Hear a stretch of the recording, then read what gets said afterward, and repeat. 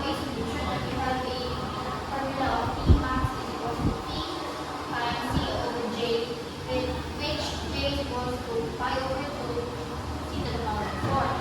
So we have a manipulated formula which is T is equals to pi over 2 times C cubed, which is equals to pi over 2 times 0.018 cubed times 70 times 10 to the power of 6. So we have a Tmax of 641 Newton meter. And for number 2, determine the maximum shear stress caused by a torque of magnitude T equals to 800 Newton meter. So we have a formula of Tmax equals to 2 times T over 5 times C cubed. So we're going to plug in the given of 2 times 800 over